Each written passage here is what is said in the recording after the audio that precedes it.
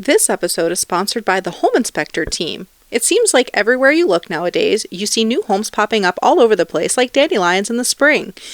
You have to wonder how well those homes are being built with how fast they're building them. That's where the Home Inspector team comes in. With their new construction bundle, you can have every phase of your new construction home professionally inspected to make sure no mistakes are being made. First, they come out before the drywall is installed to make sure the construction and utility rough-ins are done properly, because once they are out of sight, they are out of mind. Before you move in, they ensure everything is functioning properly and provide essential information to help you maintain the home, safeguarding your family and your investment.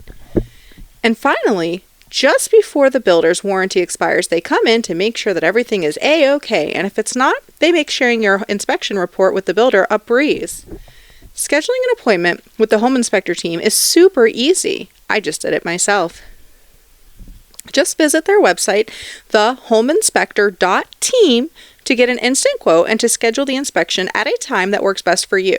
And don't forget to mention our podcast to receive a special discount. Now back to the show. She has been captivating audiences for years with her wit and charm, straight from the networking floor to give you all the dirt. It's Dusta.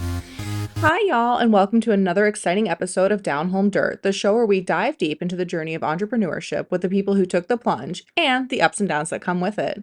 I'm your host, Dusta. Welcome back to another exciting episode of Down Home Dirt. Today we have Monica Henderson with us, and she is with Dream Team Dog Training and Behavior Solutions. Welcome, and thank you for coming out today. Good morning. How are you? I'm doing great today. It's a wonderful day to record. I'm super excited. So I want to jump right into it. Tell us about yourself. Like, where did you grow up and how long have you lived in Johnston County? Yeah, so I'm actually a transplant, but I'm a Southern transplant. I grew up just outside of Charleston, South Carolina, in what used to be a little town called Somerville. Going home now, I almost don't recognize it anymore because it's changed so much. But we actually moved here in 2010 to get started on some different adventures in life than what we were doing in Charleston. Completely understand. I'm also a transplant. I came from Florida and I moved here because I wanted something that was similar to home, but nothing exactly like it, if that makes any sense. Oh, 100%. Yeah. So my husband and I both work in veterinary medicine, and actually moved here to start working at the vet school. I had worked in vet med for about a decade prior to moving here. And I wanted to be part of the research and the learning and the information that was then funneled out to primary practice veterinarians. So we moved here and to start working at the vet school. I left there a while ago. My husband's still there. That's amazing. Yeah. So tell us about your company. Yeah. So Dream Team Dog Training and Behavior Solutions has only been around for a couple of months. In fact, I am, in addition to being a dog trainer, I am a registered veterinary technician. So from working in vet med for so long, obviously, I spent a lot of time watching animal behavior and watching, one of the first reasons that people bring their pets into a veterinarian is because they notice behavior changes. And then from there, it sort of spiraled out of control into working directly with clients on their pets' behavior issues, even in a clinic, right? Because you have these animals coming in and they're scared and they're upset and they're acting out and they're lashing out. So, and then too, if you ever speak to another dog trainer on your podcast or just in general, most of us get into it because we had our own pets with behavior issues. So of course that kind of played into some things too. I have worked in the Triangle area for about a decade as a dog trainer and behavior consultant. And after a series of events at the beginning of the year, it was in my best interest to open my business. And in my entire life, I never, ever thought that I wanted to be a business owner. And I'm still not completely sure that this is, let me rephrase. I love owning my own business. It was definitely not something that I thought that I was going to do because, again, like we talked about, unmedicated ADHD and admin tasks are not, they do not mesh well together. But yeah, I opened my doors in January of this year, hit the ground running and have not yet looked back. I do private in-home dog training and cats. Cats with behavior um, issues too are a big thing, and I cats are definitely underrepresented in the clients that I see. Like I've had a few cat clients over the years, but for the most part, folks just sort of have cats with behavior issues and they go, "Oh, it's an asshole cat. That's just what they do." And, like that's not true. Um, but yeah, private in-home stuff. Dogs, cats, puppies, kittens, do it all, see it all. Work with anything from baby puppies that just need a good help, starting out on the right foot, to severe aggression cases and, interdog aggression, people aggression. Maybe you should give me some tips later about how to train myself because I have a senior dog and I Mm. love him to death. And unfortunately, I treat him like he is my grandchild and whatever he wants, he gets. And now he attacks me, but not in like a vicious way. He just comes and like playfully jumps at me when he wants a bone and he'll will not let up until I give it to him. Oh, so he has taught you Yes. that attention-seeking behaviors get him what he wants. Great job, pup. And that's the fun part about this is 99.9% of what I do has zero, well, not zero, but very little to do with the actual animals, right? It's very much so trying to train people.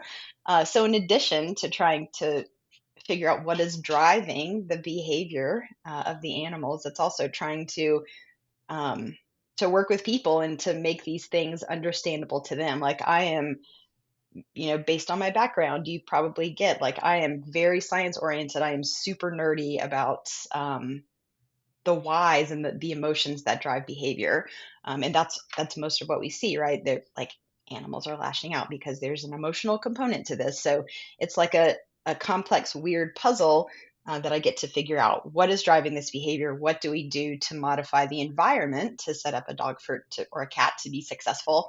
And then how do I convey that to a pet owner who doesn't want to be a dog trainer? Like you're not hiring me and spending all this money with me, but to learn how to be a dog trainer, you're hiring me because you have a pet that has a behavior issue and I have the answers for you. So trying to break that down into ingestible pieces for owners can also be a little bit challenging too, which, makes it, oh, it always stays interesting. That's for sure. No, it sounds like it, and I know that I'm the problem. I've become aware of that, and I'm like, you know what though, honestly, he's You, a we, my husband and I have always kind of joked, like once our pets hit like 10 years old, all training goes out the window. Like do what you want, right? Like we have large breed dogs, and who generally have a life expectancy of 8 to 10 years old. Buddy, if you make it that long, do whatever you want. I don't care at that point. Like you've earned it. You've earned the right to be a bit of a jerk. that's that's kind of how I feel too. I'm like, you're 13. He's like a That's right. Chihuahua mixed with a Shiba Inu, so Oh he's boy. yeah, he has like a great, but he never makes messes in the house, and he just Mm, sleeps. And so, like, you want something, that's on you. Here you go. yep. And I joke with clients about this all the time, right? Like they're like, oh, my pet's so spoiled and apologize to me for it. Like primarily, I don't care. Your house rules are very different than mine, and I'm never coming into someone's house as an animal trainer or behavior consultant to be judgmental, right? Like I'm there just to help you out. But like it's not even spoiling, right? Like I saw a meme. It was my dogs are competitively compensated for the user experience they provide. So Oh wow, yeah, that's I right. never thought about it like that. Maybe that's That's okay. right. Makes That's right. sense. Lots of reframing that has to happen with what I do for a living. I love that. I love that you do Mm, that. So tell us yeah. about what your ready moment was that made you jump into entrepreneurship.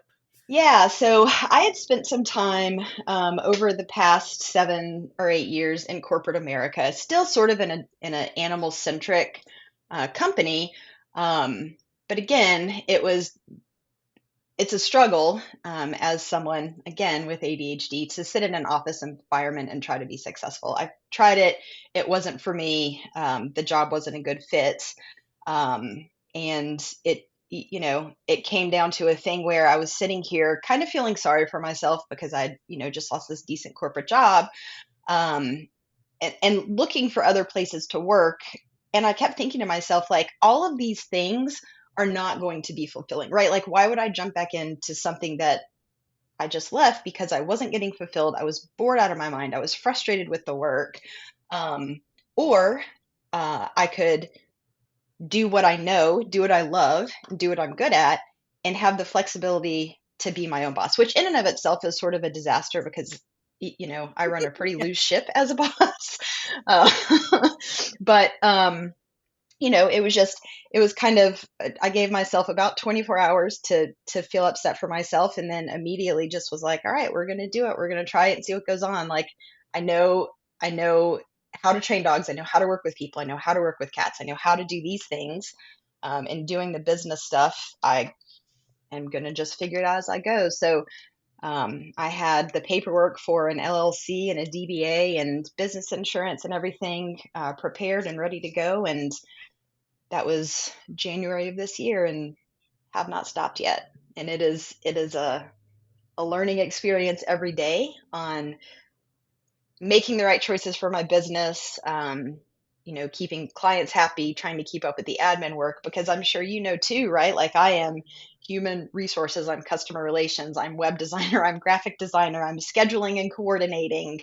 I am the admin and the admin assistant and the assistant to the executive, which somehow is also me. Um, so, Yes, I do. trying to wear all these hats can be a little bit challenging. But at this point, I don't know that if I had to, that I would be able to go back to working with someone else. There's definitely something to this entrepreneurial journey. Absolutely, and I have worked for myself for many years, and I couldn't imagine trying to go back and work for someone else because it's so hard because you have to, like, put aside all your thoughts and feelings, and you're like, "But this doesn't work efficiently, and this doesn't work for me," and I get Yeah. And 1,000%. that's right. And it's the beauty of it, right? Like, I have, that if things don't work for me, I just change them. Like, I want, again, I want to provide the best possible experience for clients who are trusting me in their homes to take care of their, not just their pets, right? Like, like, we have evolved as a society to where, for the most part, especially people that are spending money on pet training, like, these are their family members, and I'm being brought into their home to help solve some fairly complex things that could make or break the relationship with this family or break the family apart. Um, so it's definitely it's definitely something that I take quite seriously, and I want to make sure that everyone's needs are met.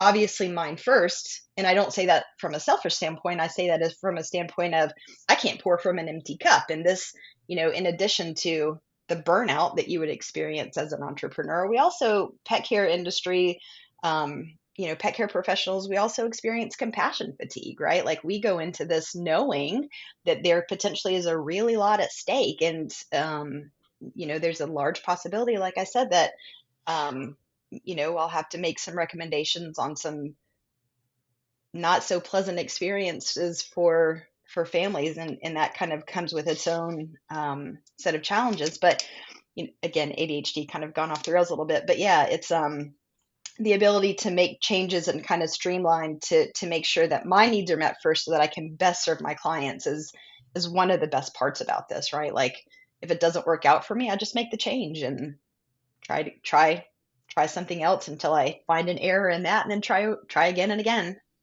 Yes, and I love that you mentioned that because something else that being an entrepreneur is all about is knowing when to pivot and how to do it, and also like making sure you have. I don't know. I'm one of those people where I love options, so I'm gonna have 10 Mm, different options. So I'm gonna try one, and if it doesn't, we've got they say there's 26 letters in the alphabet.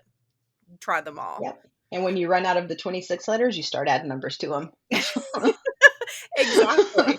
Like sometimes you have to do that because I think that failure is the door to success. Like if I don't Oh fail, yeah, how can I learn to succeed?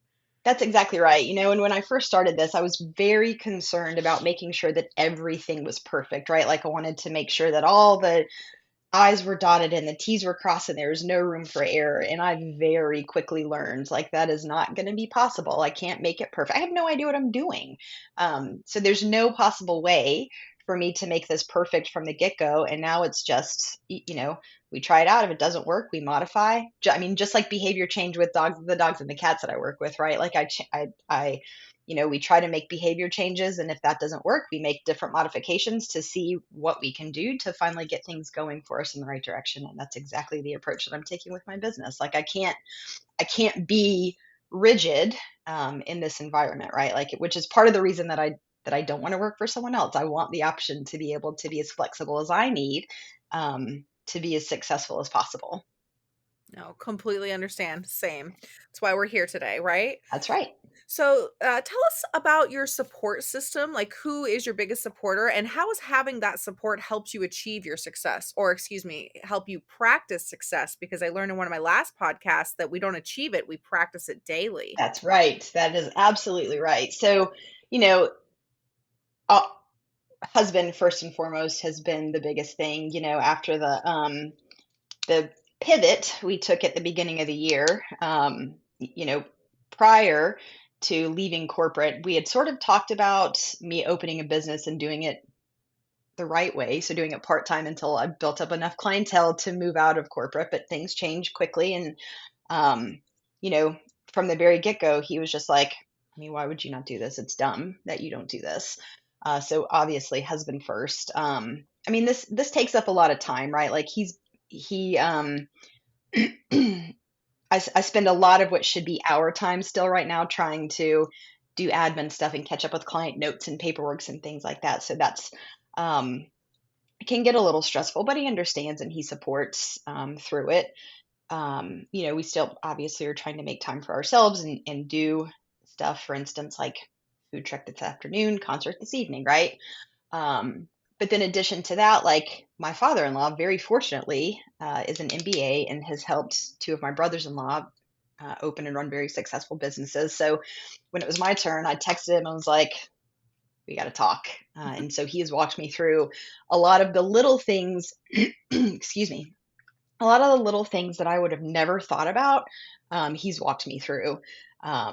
So that's been super helpful. And then just being able to be a sounding board about, does this sound like the right thing to do? What about, I don't know how to pay business taxes, so I called my father-in-law. So he's been pretty helpful with me on that end. And we talk about retirement because as much as I love what I do, you know, I don't want to do it forever. I would like to spend some time in the mountains by myself, enjoying nature at some point too.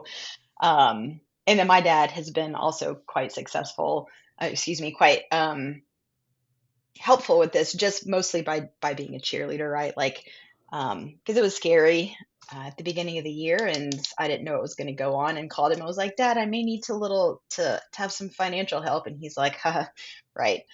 So him, I think, cheering me on and being successful is mostly like not having to pay for his grown daughter to live.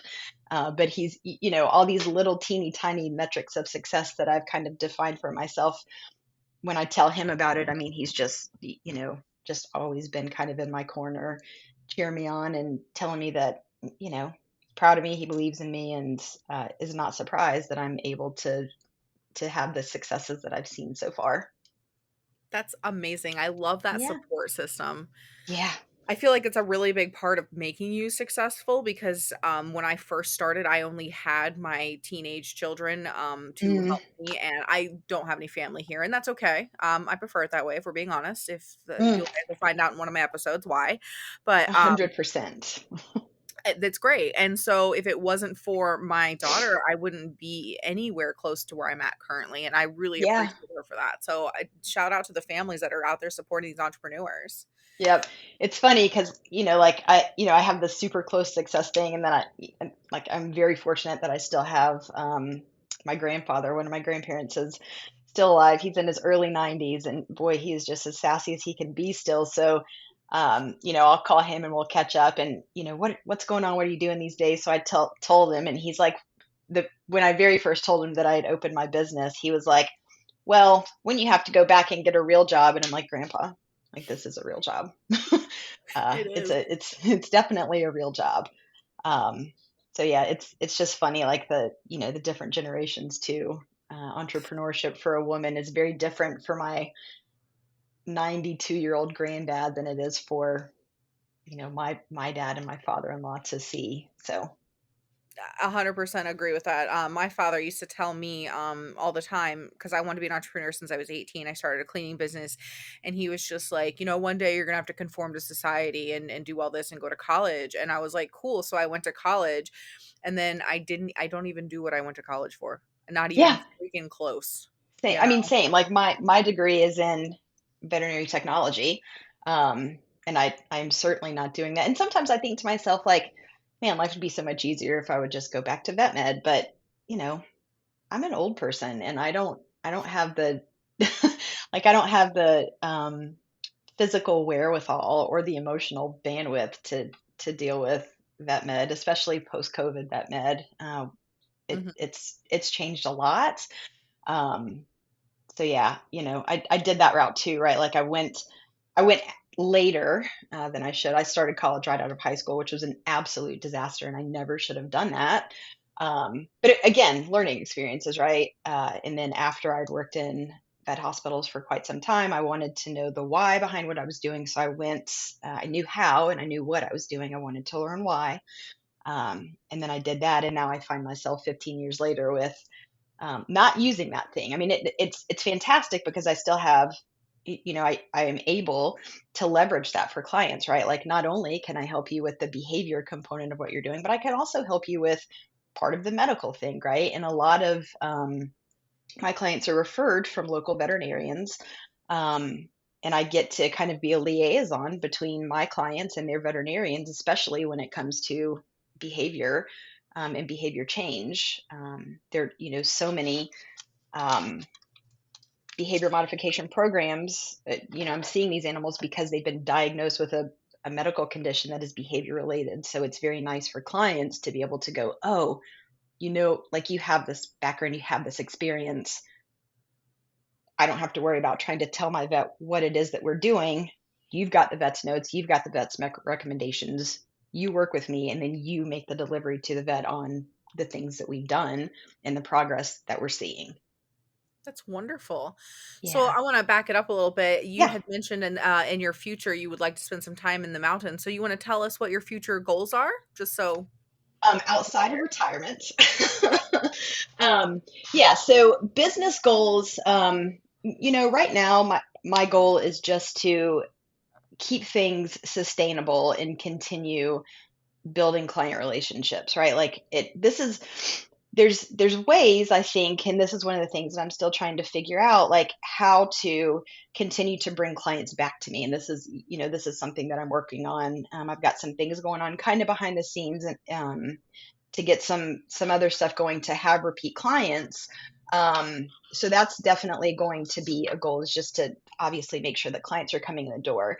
Other things that I've thought about, as kind of like a 3-year plan is, might it be something that I do to look into purchasing or renting space so that I can do, instead of, driving all over Johnston and Wake counties, can I have a central location where pets are dropped off to me for services, right? So, and that can look different for different things. Could be, puppy preschool where you drop your puppies off for the morning, and we have like a, group activity, and we do learning, and we do play, and we do exercise, and we do nap times. So those are some of the things. That's definitely one thing that's in the back of my mind. And it's every time I drive past available real estate, I'm like, ooh, could this be something that I look into for the future? Um, so that is definitely a potential goal. Um,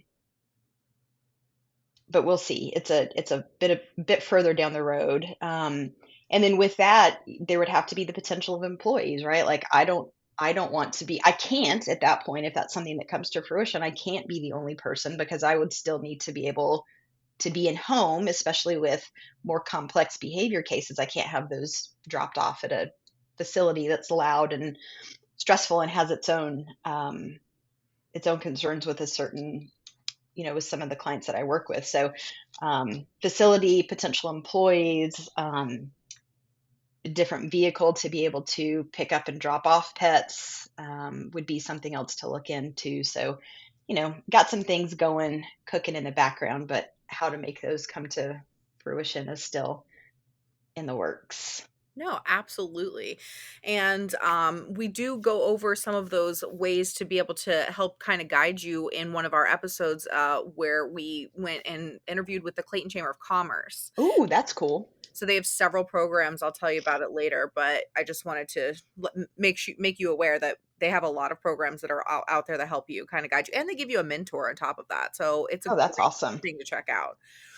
But switching gears a little bit, Yeah. um, how would you like to see your company grow in the next 6 months? Um, Gosh, the next 6 months.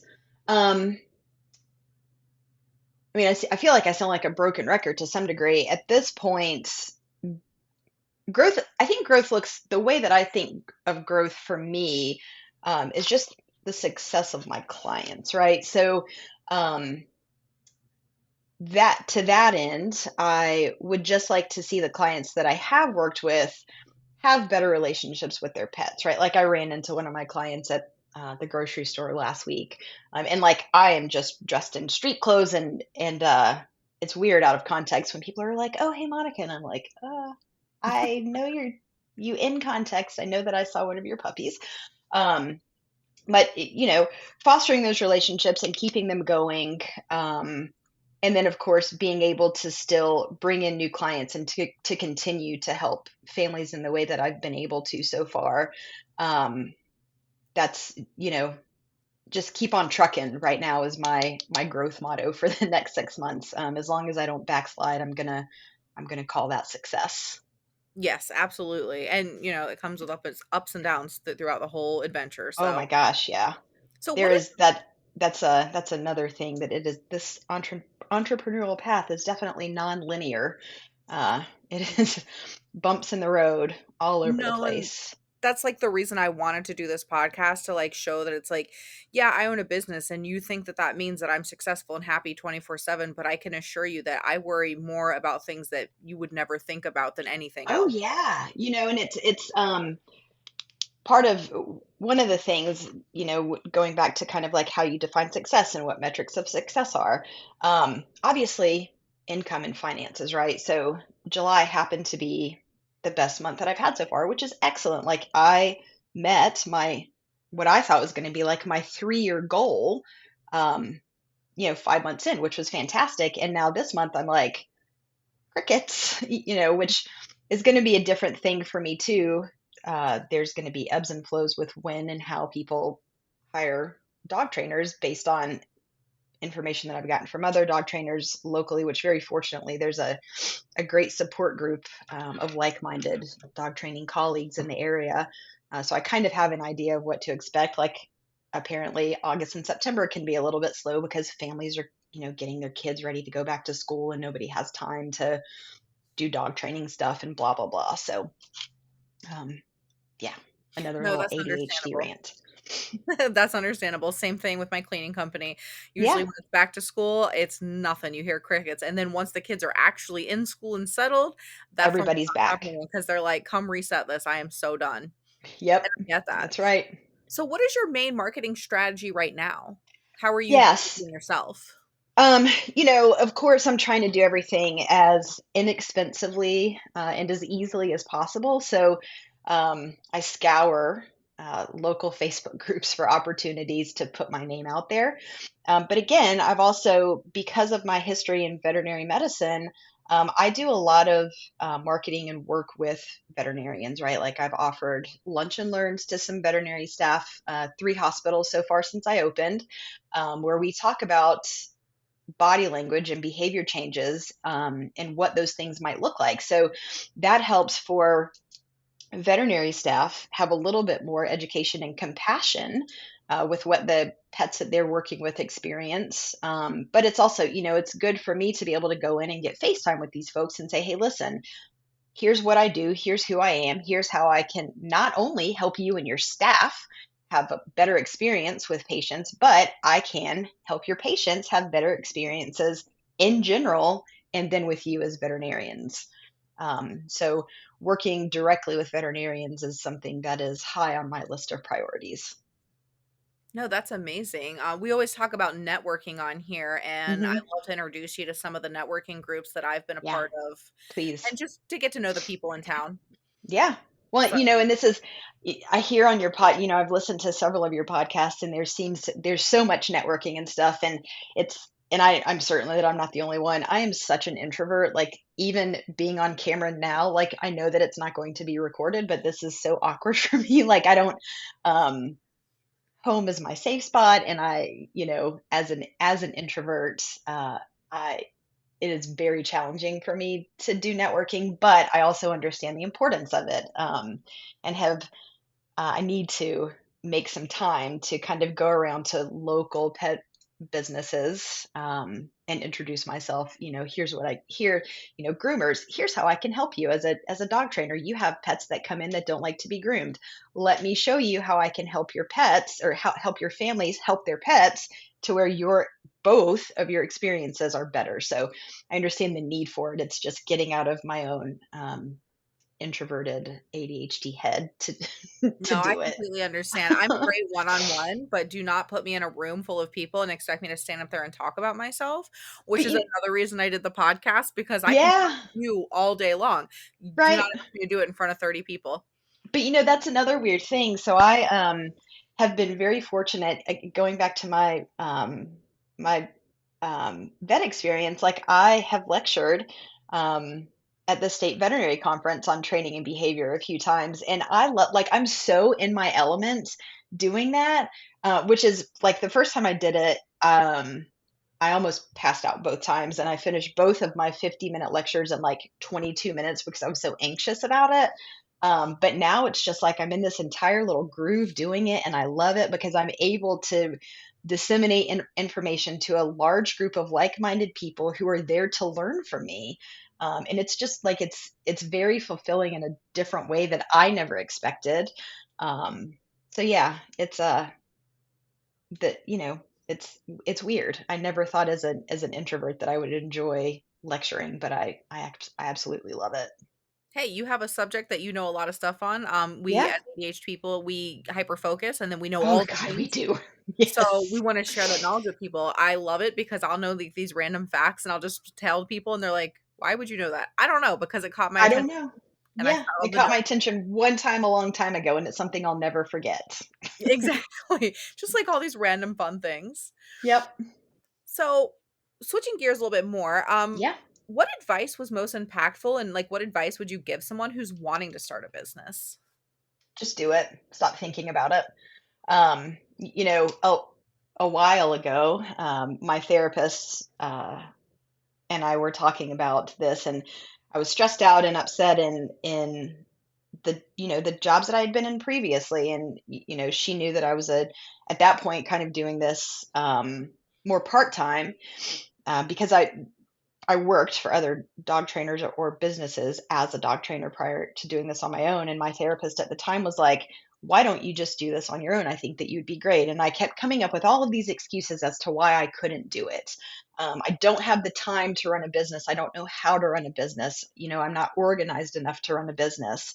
And she was like, I think that if you did this, that you would kind of be surprised. And I this is not actually, my first business. I did open a pet photography business several years ago. Yeah, Tell I us forget about it. that. Yeah, so I forget about that sometimes, because it was one of those things where I did it. Another thing, it was something that I was really good at. It was something that I enjoyed doing. But as it turns out, in order to be successful with that, I have to do a lot of sales. And I'm not a salesperson, right? And I was asking people to invest a lot of money. And I think too, part of it was I just wasn't comfortable and confident enough in myself and what I was, the experience that I was providing and the products that I was providing. So, I had a pet photography business for a few years. I don't know why I just remembered that. But I didn't know the ins and outs of it, and I got so frustrated. As someone with ADHD, you probably experience this too. Like, I got so frustrated because I didn't know everything right at the very beginning, and so things weren't perfect. And for me, the way that I experience ADHD, when I start doing something, I have to be the expert at it right off the rip. And if I'm not, it is very easy for me to give up. And so with the photography business, I had it for a couple of years and I did okay with it. Um, but it also got to a point where like I don't particularly, as it turns out, enjoy editing photos. I want to be outside with dogs, not sitting in an office in a dark room trying to make sure that everything is perfect on a screen. So, gosh, how did we get here, and how do we get back to where we were? But so yeah, like I did have that previously, and it lasted for a couple of years, and I dissolved it, and then decided that I was never going to do it again because I was not successful the first time. And now here I am doing something similar but different. And I would say that at this point it's pretty successful so far.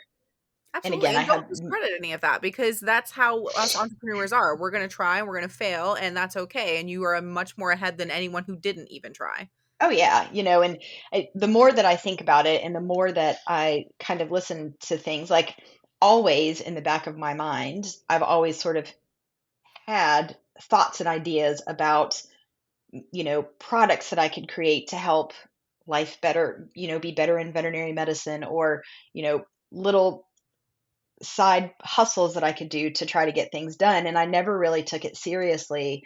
Um, as possibilities for business opportunities. And now I look, I think back to all those things and I'm like, gosh, like that actually was a really good idea. You should have moved on it. And so now instead of just sitting on things, I'm just going to jump in feet first. And hopefully I don't drown. As long as I can tread water, that's great. And if I could get to the shore and make myself stable, that's even better. And I'm headed to the shore right now. Absolutely. And just to recap what I heard was I had an idea and I didn't jump on it, and then I felt that I should have, and then I hear I had an idea, I jumped in on it, I'm Yep. figuring it out and it's working. Yeah, that's exactly right. And that, that would definitely be my my recommendation to anybody else who's out there thinking about it. I think in a very perfect world, we would have the roadmap and the project plans and be able to map out how things go on a day-to-day basis. And sometimes that just doesn't work. And I think being afraid to fail is a really big thing, right? Like as someone with ADHD, you probably experienced it too, right? Like we were sort of set up to be perfectionist and to not accept failure. Mhm. Um, and so the possibility of failure is really, really scary. But at this point, I think that, now looking back on this, I can say very confidently that I wish that I would have done this sooner. I spent a lot of time in situations that I didn't like. They paid the bills and it was fine. But it wasn't for me, and it wasn't the things that I wanted to be doing with my life. And I could have bypassed all of that had I just taken the leap and had a little bit of faith in myself before. But I'm where I'm at now, and I am not looking back. Period. Absolutely. I don't remember where I heard it, but yesterday I heard some advice from someone who was telling me that their father would always tell them that everything is figure outable. Oh yeah, 100%. Jump into it. And I'm like, you know what? That's really good advice because everything is, you can figure anything out. That's right. And we're really lucky because we have the internet at our fingertips, right? Like people Yeah. decades before us didn't have that, right? Like it was much harder. But you Google anything, how to make a project plan, and it's right there on the internet for you, right? Like you don't even really have to do all the work anymore. You still got to take your ideas and put those into your plans, but everything is so much more accessible now. And if I don't know how to do it, somebody on the internet does, and they've already written out what the plan is and how to meet those goals. So I spend a lot of time Googling, a lot of time on Reddit, which I never thought that I would ever say in my Reddit is life. full of so much information, and that's actually how I learned about to get better podcasting equipment. That's Yeah. how I learned about Zencaster, which is what we're recording on now. Like, Reddit is like where it's at because I think that people feel way more anonymous than they do on, say, Facebook or Oh, Instagram. 100%. So they're more willing to give you information.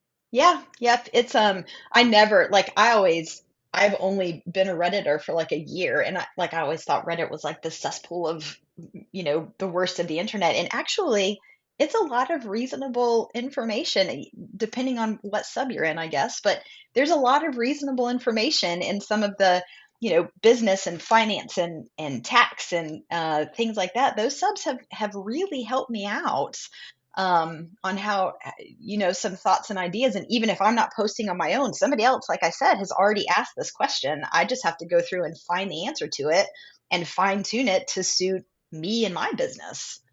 So thank Absolutely. you, Reddit. Yeah, shout out to Reddit because honestly, I always say that the education is free. You just have to pay attention.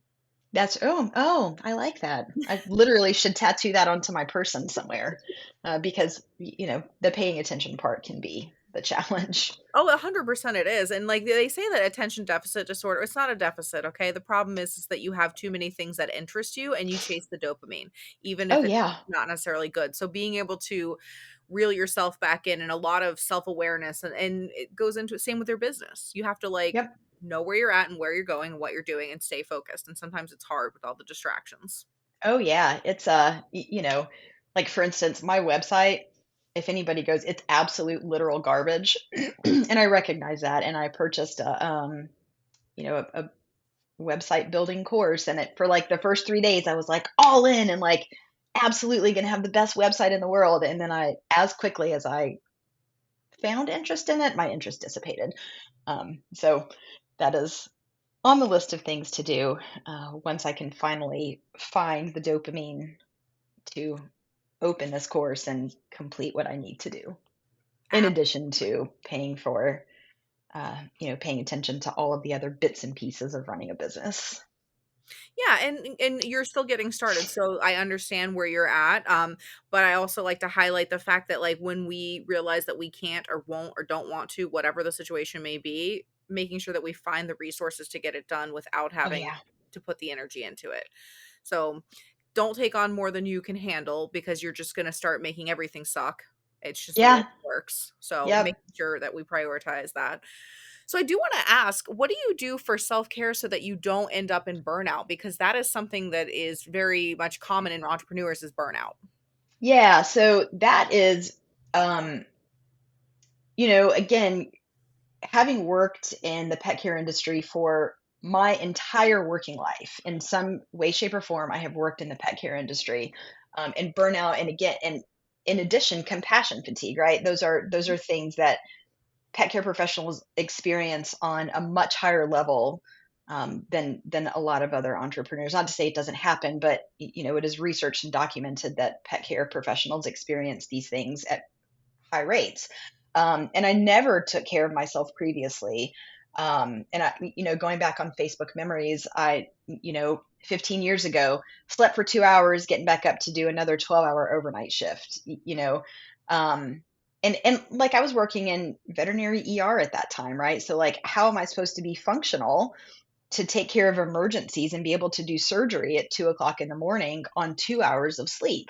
Um, so I look back at me then, and I experienced so much compassion fatigue and so much burnout and so much depression and anxiety around those things, that this is self-care is at the top of my priority list now. So and it looks a little bit different for everybody. So for me, every morning I try to do like a 10-minute meditation, and it doesn't have to be anything super fancy. I usually do a guided meditation with an app that I bought. um, and then I have, with two of my friends, we play the New York Times, a couple of the games on the New York Times, right? So we play Wordle and Connections, and we see who can beat each other solving the New York Times mini crossword puzzle. And like, it seems so weird, but that's one of my self care things. Like once a week, I try to give myself a manicure and a pedicure. Um, you know, I I am try to make sure that I'm eating reasonably healthy. And I try to spend a lot of times with my own pets and my husband, right? Like we we are concert people. We enjoy going out. So during the concert months, we tried to do like at least a concert a month, which is part of our, part of my self care routine. And then two, spending time and dedicating time to working with my own dogs. I do dog sports. And in order to do dog sports, I need to make sure that my dog's behavior is very fluent in different environments. So, working with them is also kind of how I decompress, instead of having to work with animals with behavior issues, I just come home and, get to work on fine tuning my dog's healing. It's little things like that. And then of course, like there's sometimes the mindless hours of doom scrolling. Yes. But I, I'm I guilty. try not to let that happen as much. And if I'm going to doom scroll, like I try to make sure that I do, like I meditate and I play my games first, and then I allow myself an hour of doom scrolling before I restart and get back on track for the day. No, that's great. I love hearing that because I'm the same way. I use Facebook in the morning to wake up and doom scroll, and then I use TikTok in the evening to fall asleep because you learn a lot from there. You also Hmm. see, I like studying human behavior. It's just a weird thing that I like to It's do. fascinating, is it not? People are absolutely interesting, and the things that Oh they'll my do or God. use or just in general, it's just like, okay, this is Yeah. where we're I at. um I have TikTok on my phone, but I probably opened it like 5 times. I am an old person and I don't understand TikTok. Like I don't get it. So it is, again, I don't understand it. I don't know how to use it. It makes me very frustrated, so I just try not to. So I'm old and I just have Instagram and Reddit and Facebook. And those are my doom scrolls. And boy, can you get into some serious doom scrolling on Reddit. 100%. And I'm just asking this for a personal question. Please. Whenever you go and you're like looking something up, would you prefer to be able to have a written out thing where you can scan through it or a video? Because I'm like all about written. So I think so that is a very good question. And so part of what I do, this here's going off on a tangent, so bring me back in a second. Part of what I do for my clients is like I want for them to have notes because I want for them to be able to go back and review the things that I've done with them, right? And this is a struggle that I have with some of my clients because generally speaking, I record sessions for my clients so that they can see themselves working with their pets. And I also write detailed notes out for them. And there are some clients that are like, I cannot read those notes. And there's some clients that are like, I cannot watch those videos. I think for me personally, it depends on the day, and the topic, right? Like there's sometimes where I just want the 90-second YouTube video, just the TLDR of what I need to know condensed into 90 seconds or less, preferably less. Yes. Um, because I also find that when like if I'm Googling something and I find the answer that I need and I open it and it's longer than like 3 sentences, I'm out. My brain goes, absolutely not. We have to find another resource that makes this more accessible, more attainable, and I can get answers now, instead of having to read all of these words to find the one sentence in the very middle that might answer my question. So, to answer your question, it depends on the day and the topic. No, absolutely. I'm with you on that too. But when I like want like information, I want to read it. But when I want someone to show me how to do it, I'm like video. Have to look on, yeah, and I think that makes sense. Um, like we had to do something. We had to change the battery in one of the Priuses the other day, and like I don't want to read how to change a battery in the Prius, so we just Googled videos on how to do it, and it was much easier than trying to read it because I'm certain that I just would have set the car on fire had I tried to read the instructions on what to do. So this is just a fun story that I'd love to share with everyone Yeah. who's listening. I decided I was going to take it upon myself to do the ceiling fan and in my living Mm, room because, why not? And I'm like, cool, it's 4 wires, like no big deal. I got this, right? yep. So I watched the YouTube video and I get up there and for some reason the connection in my brain just it was not working. And I watched it on slow-mo and I watched it freaking 17 times. I had my daughter explain it to me and then finally I made the phone call and I was like, "Can you come help me?" And I called to an electrician and he came out and he's like, "Well, you didn't completely screw it up." And I was like, "I'll take it. I'll take Yeah, that." that's fine. That's successful. I 100%. didn't burn my house down. That is also a metric of success. Yeah, so I'm great there. I was like, "Cool," and he was like and he just fixed it, and he got it to stop, shaking, and I was like, Nice, "Perfect." right? He's like, Yeah, this is I have done similar things. Like, I don't even remember what it was, but like something was happening with my refrigerator. I know nothing about refrigerators, but did I take it upon myself to pull the refrigerator out from the wall, turn it around, and take the entire back end of it apart to try to figure out "Of what was course." going on? Of course I did. Did I break it? No. Um, did I get it back together and put back where it should be? Yes. Again, 2 out of 3 success. We take what we get. That's true, but I love that you mentioned that because that's kind of part of an entrepreneur is gonna see a need and wanna fill it, Oh whether it's, yeah. business, personal, whatever, and so that's definitely really good. Uh, so do you know who your ideal client is currently? I do. In a very perfect ideal world, I have double or single income, no children, highly educated, whose pets are their kids. That would be my very most ideal client. However, I also am a big advocate for working with families who have dogs, right? Because especially babies and toddlers, integrating babies and toddlers into homes with existing pets can be really, really challenging. So I certainly don't want to like alienate that demographic. But I definitely, pet care is a pet care and training in particular in home stuff is a luxury experience. And I don't mean to sound that to be disparaging, but it is definitely, um, it is something that people do when they have expendable money, right? Like when we think about economic times and recessions and things like that, one of the first things that's going to go is the extraneous stuff, and people can will oftentimes cut pet care, training classes, things like that at the beginning. So, having clients who are highly focused on having their pets be members of their family, not just the backyard dogs, right?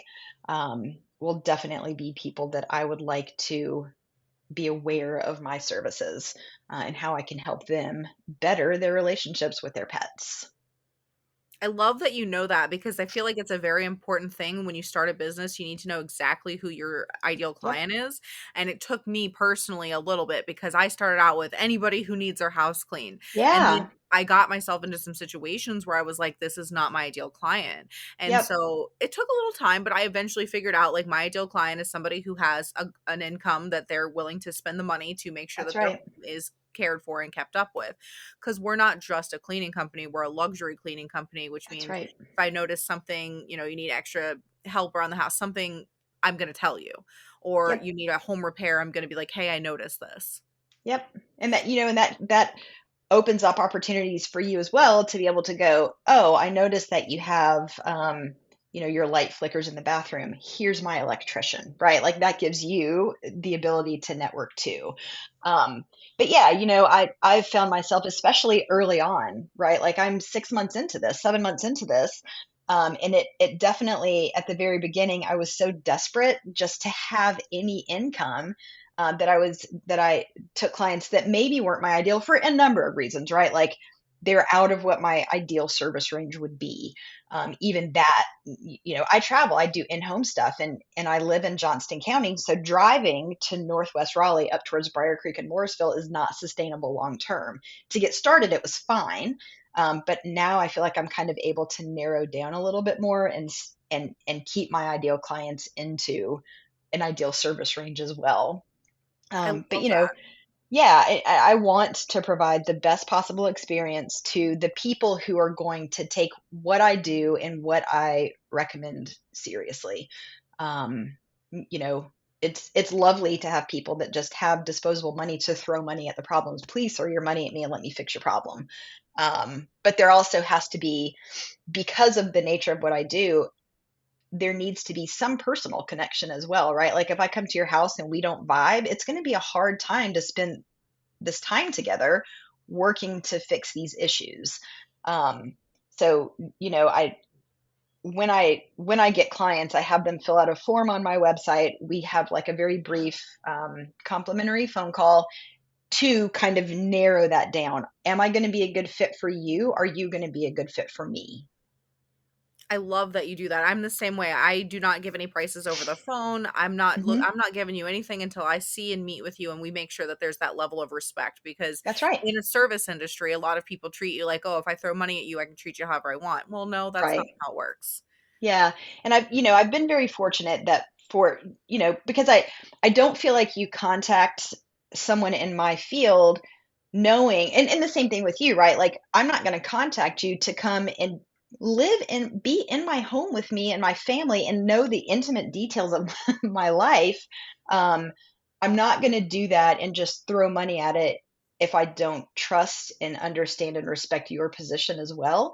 And very fortunately, I've not had a lot of clients who have made it that far in my process to where I've felt, um, disrespected or under respected for what I do. When people are reaching out to me, it's because they have an immediate problem and they need an immediate solution, and like that's what I want to offer. Absolutely. I love that. So tell everybody where they can find you.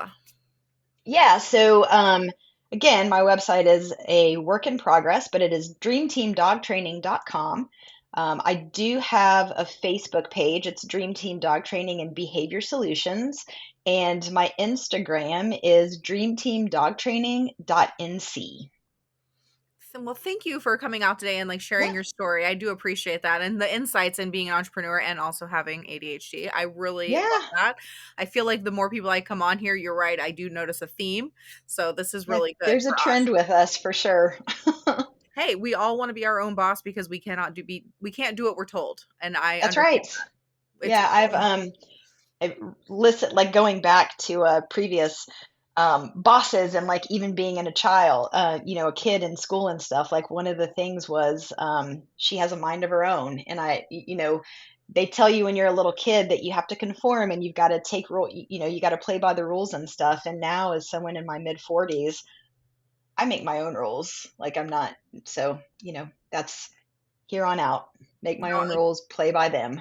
I get that 100%. I was the same way. And, when I was a kid, I was networking before I even knew what that meant. I remember being in elementary school and every principal and assistant principal, all the office people knew who I was Yeah. because I was the one that was up there and, hey guys, I'm taking this to the teacher, doing the mail. Like, I just realized very young that I had an entrepreneurial spirit and that I was not going to Yeah. fall in line.